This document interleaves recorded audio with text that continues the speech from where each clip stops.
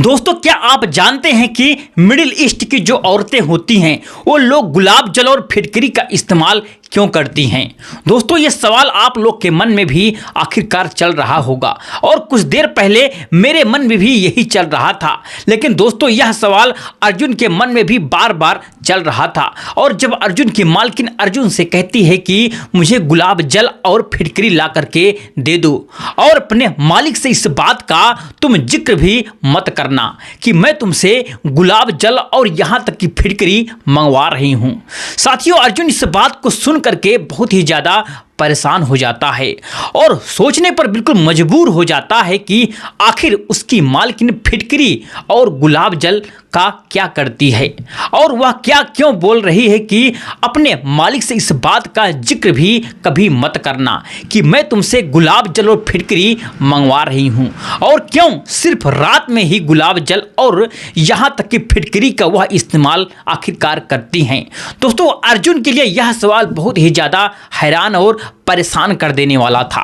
लेकिन दोस्तों, आप लोग भी सोचने पर बिल्कुल मजबूर हो जाएंगे जब आपको यह पता चलेगा कि अबू धाबी में रहने वाली जो औरतें हैं वो गुलाब जल और फिटकरी का इस्तेमाल आखिरकार क्यों करती हैं। दोस्तों, तो अर्जुन जो है वह दिखने में बहुत ही ज़्यादा नौजवान और हट्टा कट्टा बिल्कुल था और वह अबू धाबी में पैसा कमाने के लिए गया था। वहाँ जो ड्राइविंग का काम करता था उसकी सैलरी भी अच्छी खासी थी। लेकिन साथियों, अर्जुन जिस औरत का ड्राइवर था उसका पति उसके साथ नहीं रहता था, लेकिन कभी कभी हफ्ते में एक बार उससे मिलने के लिए जरूर आया करता था। दोस्तों, जैसे जैसे वक्त गुजर रहा था अर्जुन की नज़दीकियां उसकी मालकिन से बढ़ रही थी और अर्जुन अपनी मालकिन को ही चाहने लगता है। लेकिन दोस्तों, एक दिन अर्जुन को एक ऐसे सच का पता चलता है जिसको जान करके आप लोग भी हैरान हो जाएंगे। तो शुरू करते हैं शुरुआत से। दोस्तों, जो अर्जुन होता है वह उत्तर प्रदेश के गरीब परिवार का रहने वाला लड़का था। दोस्तों, अर्जुन के पापा बहुत पहले ही गुजर गए थे और उसके घर की सारी जिम्मेदारियां अर्जुन के ऊपर थी। दोस्तों, अर्जुन जो है वो ड्राइवरी का काम करता था और उससे जो भी पैसा कमाता था वह सारा पैसा अपने घर वालों पर खर्च कर देता था और अपनी बहन को पढ़ाता था, अपने छोटे भाई को भी पढ़ाता था, अपने घर का पूरा खर्च चलाता था, जिससे उसके पास थोड़ा भी पैसा नहीं बचता था। दोस्तों, अर्जुन का एक दोस्त होता है जो अबू धाबी में रह करके अच्छा खासा पैसा कमाता था, जिसकी वजह से अर्जुन अपने दोस्त से कहता है कि भाई, अगर वहाँ पर तुम मेरी नौकरी लगवा दो तो बहुत ही ज़्यादा अच्छा होगा। दोस्तों, अर्जुन का दोस्त अर्जुन को बहुत ही ज़्यादा साथियों मानता था और जब उसको पता चलता है कि अर्जुन उसका दोस्त उसके साथ वहाँ रह करके नौकरी करना चाहता है, तब वह अर्जुन के लिए नौकरी ढूंढने का काम शुरू कर देता है। और फिर कुछ समय बाद अर्जुन के दोस्त को उसको पता चलता है कि एक औरत को ड्राइवर की जरूरत है और उसके बाद साथियों अर्जुन का दोस्त अर्जुन का वीजा लगवाता है और अपने पास उसे बुला लेता है। दोस्तों, अर्जुन इंडिया से फ्लाइट पकड़ता है और अबू धाबी चला जाता है और वहां पहुंचने के बाद अर्जुन का साथियों दोस्त अगले ही दिन उसको उस औरत के पास ले जाता है जिसको ड्राइवर की जरूरत थी। दोस्तों, जब वह औरत अर्जुन को देखती है तो सबसे पहले ऊपर से नीचे तक अर्जुन को देखती ही रह जाती है। साथियों, वह एक बार में ही उसको अपना ड्राइवर बनाने के लिए बिल्कुल तैयार रह जाती है, क्योंकि साथियों अर्जुन दिखने में बहुत ही ज़्यादा खूबसूरत था, हट्टा कट्टा था, अपनी बॉडी भी जिम करके बना रखा था। दोस्तों, अर्जुन बहुत ही ज़्यादा खुश हो जाता है क्योंकि घर से आने के बाद ही उसको वहाँ पर नौकरी मिल जाती है। साथियों, उसकी सैलरी भी अच्छी खासी लग जाती है। उसके बाद दोस्तों अर्जुन की मालकिन अर्जुन के लिए एक क्वार्टर भी देती है और कहती है कि जब मुझे काम होगा तब मैं तुम्हें बुला लूँगी और जब मुझे काम नहीं होगा तो तुम अपने क्वार्टर पर आराम करना, बस यही तुम्हारा काम है, इसके अलावा तुम्हें और कुछ भी नहीं करना है। दोस्तों, अर्जुन अब अपना काम करने लगता है और जब उसकी मालकिन उसको कुछ सामान लाने के लिए या फिर किसी पार्टी में जाने के लिए या फिर किसी से उनको मिलना होता था तो वह अर्जुन को बुलाती थी। तो अर्जुन अपनी गाड़ी लेकर के जाता था और कभी कभी ऐसा भी होता था कि जब उसकी मालकिन को कहीं ना जाना होता था तो साथियों अर्जुन जो है वो अपने क्वार्टर पर ही सारा दिन आराम करता था। साथियों जैसे जैसे वक्त गुजर रहा था अर्जुन अपनी मालकिन को चाहने लगता है, क्योंकि दिखने में साथियों उसकी मालकिन बहुत ही खूबसूरत थी। दरअसल दोस्तों अर्जुन जब अपनी मालकिन को पहली बार देखा था तभी से वो अपनी मालकिन से प्यार कर बैठा था। साथियों दोस्तों अर्जुन जिस औरत का ड्राइवर था उसका नाम होता है सना। साथियों उसकी उम्र लगभग 27 साल थी। दोस्तों सना दिखने में बहुत ही ज़्यादा खूबसूरत और नौजवान थी, और आप लोग तो जानते ही हो कि वहाँ की जो औरतें होती हैं वो दिखने में कितना ज़्यादा खूबसूरत होती हैं। साथियों अर्जुन की उम्र भी कुछ खास नहीं थी, उसकी उम्र भी 28 से 30 साल थी, जिस वजह से अर्जुन सना को चाहने लगता है। दोस्तों जब अर्जुन सना को अपनी गाड़ी में बैठा करके कहीं ले जाता था तो आगे जो शीशा लगा होता था गाड़ी में उसमें वह बार बार सना को देखा करता था और मन ही मन में उससे प्यार करने लगता है। लेकिन साथियों एक दिन अर्जुन को एक ऐसा झटका लगता है जब सना दोस्तों अर्जुन से कहती है कि मेरा पति आने वाला है, मुझे तुम एयरपोर्ट जाना है अपने पति को लेने के लिए। दोस्तों जब यह बात अर्जुन सुनता है तो वह बहुत ही ज़्यादा हैरान हो जाता है, क्योंकि साथियों उसने कभी सोचा ही नहीं था कि सना की शादी भी आखिरकार हो चुकी है। लेकिन अर्जुन साथियों कुछ बोलता नहीं है और सना से कहता है कि ठीक है मैडम आप तैयार हो जाइए, मैं गाड़ी निकाल रहा हूँ। उसके बाद दोस्तों अर्जुन सना को लेकर के एयरपोर्ट जाता है। लेकिन साथियों अर्जुन को दूसरा झटका तब लगता है जब वह सना के पति को एयरपोर्ट पर देखता है। दोस्तों सना के पति को उम्र थी लगभग 58 साल के आसपास। उसके चेहरे पर झुर्रियां पड़ी हुई थी और उसके बाल भी एकदम से सफ़ेद हो चुके थे।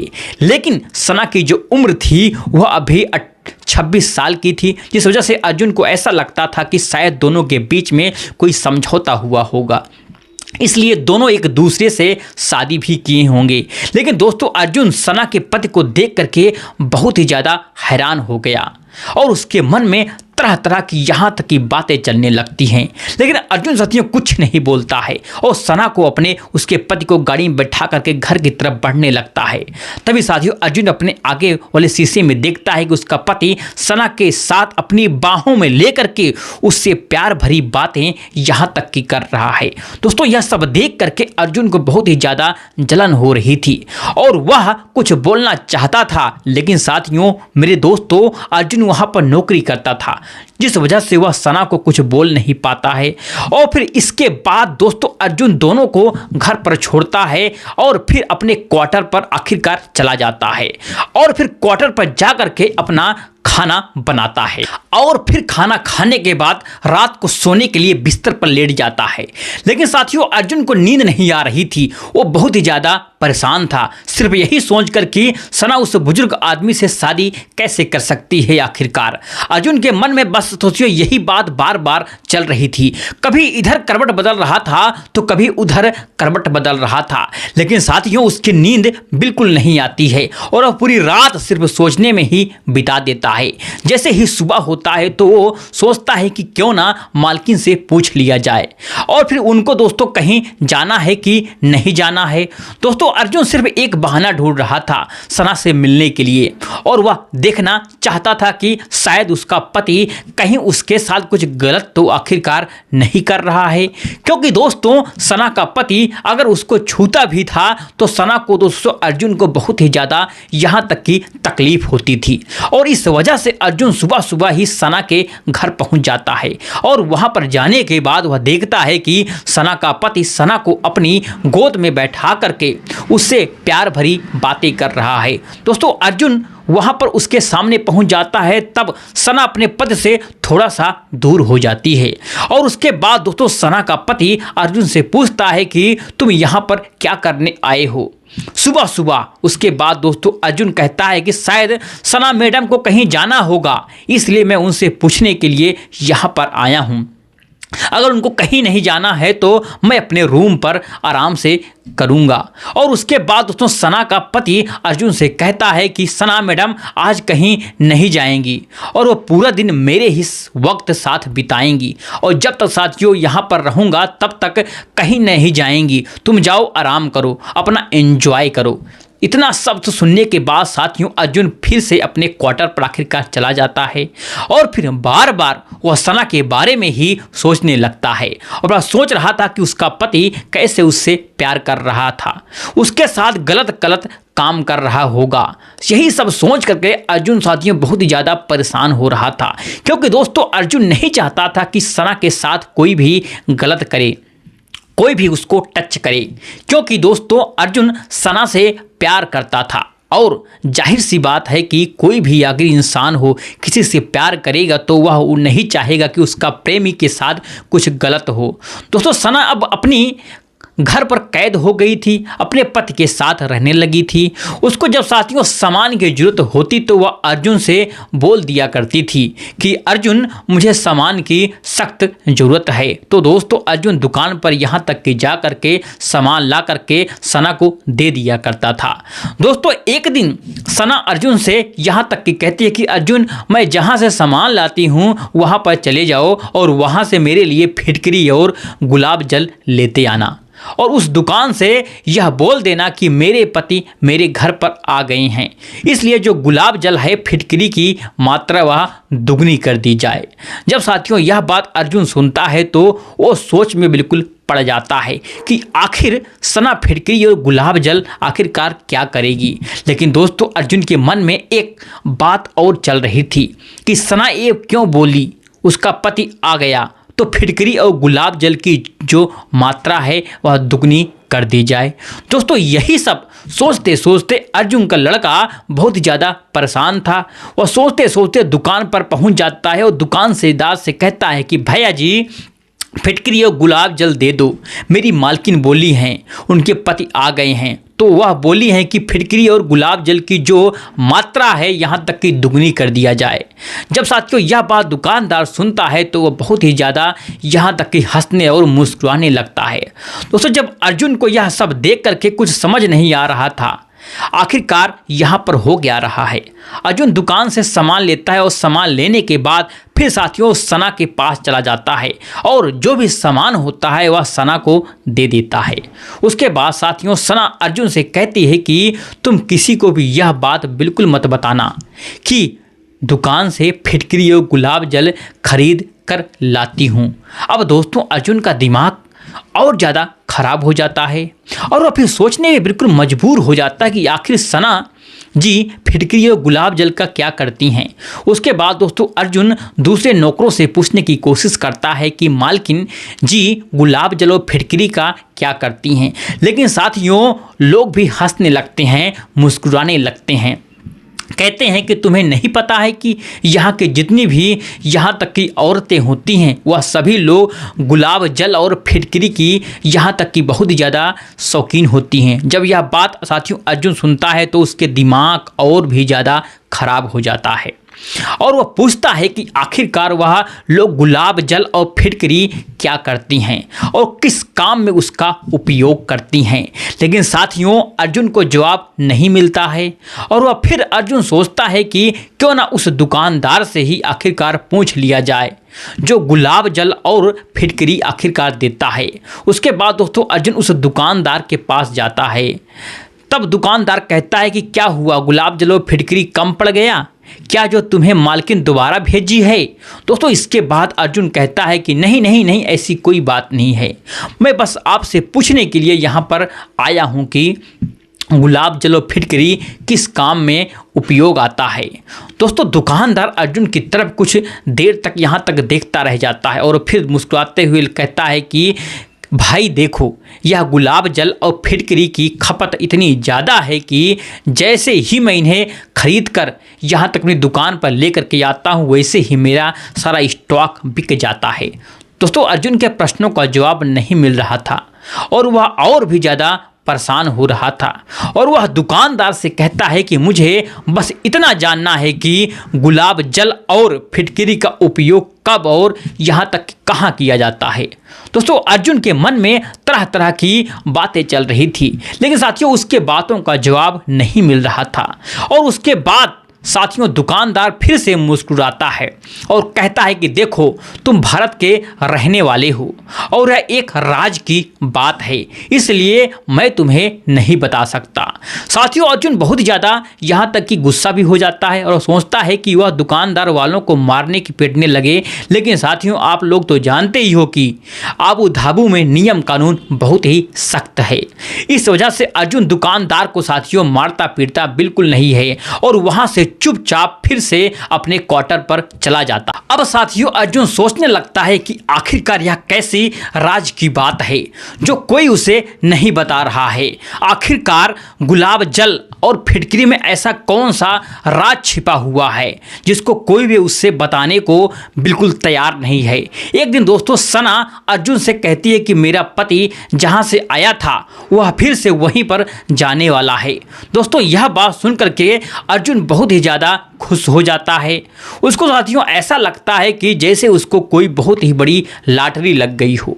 इतना ज़्यादा वह खुश हो जाता है कि दोस्तों अगले ही दिन अर्जुन सना के पति को एयरपोर्ट छोड़ करके आता है। तब सना साथियों अर्जुन से कहती है कि अर्जुन देखो मुझे शॉपिंग करने का बहुत ही मन कर रहा है। काफ़ी दिनों से मैं घर पर ही थी और घर से बाहर भी नहीं जाती थी, इसलिए आज तुम मुझे शॉपिंग कराने के लिए लेकर चलो। उसके बाद साथियों अर्जुन सना को गाड़ी में बैठा करके ले जाने लगता है।